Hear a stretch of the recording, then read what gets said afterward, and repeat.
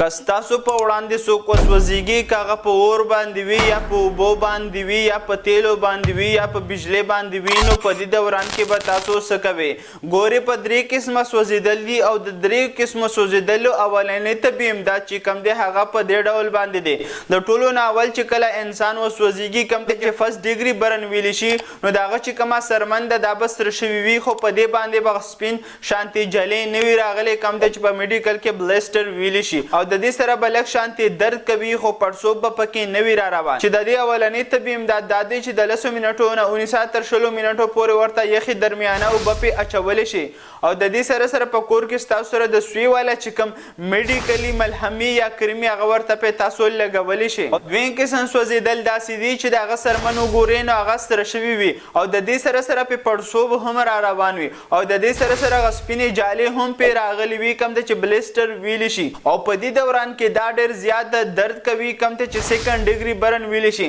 نو د دې طبي امداد دا دی چې په دې باندې ورته هم تاسو اوبه اچولی شي کومې درمیانه یخې اوبه چې وي او د دې سره ستاسو سره که په کور کې صفا کپړه وي هغه ترې تو کې خو چنخلي نه دې دپاره چې د بهر نه جراثیم پې نه راځي درېیم قسم سوځېدل داسې دي چې کله انسان وسوځېږي د هغه سرمن مکمل د سوی د وجې توره شوي وي یا دومره سوي وي چې د هغه کومه سرمن ده لاندې سپینه هغه بهر ته راوتې وي او د دې سره هغه ته په دې دوران کې درد نه کیږي او پړسوب را روان وي نو دې ته 3 ډیګري برن ویلی شي چې دا زیات خطرناک دي او دا تاسو ته چیړل نه دي په کار بلکې دا د ایمرجنسي کار دی خو په دې دوران کې ضروري خبره دا دي که چیرې د انسان په لاس باندې ګوتمې وي نو دا ترې اخوا کې یا په لاس یې بنګړي وي نو دا ترې اخوا کې او که چیرې د انسان کومه کپړه وي هغه ورپورې داسې سوي وي چې په پورې نښتې وي نو دا به تاسو نه چیړي بلکې دا به تاسو ډاکټر ته پرېږدئ خو د هغه نه به تاسو کپړه ته وکړي چې د بهر نه نور څه جراثیم نه راځي او د ده په سرمن کې نه انټر کیږي خو په دې دوران کې ضروري دا خبرې دي چې کله هم ماشوم یا غټ انسان وسوځېږي نو تاسو پې ټوټ فیس مه لګوئ او هر قسم تیل پې مه لګوئ چې دا اولنی امداد تاسو انسان ته ورکړي نو د هغه سرمنې ته ډېره زیاته فایده ورکوي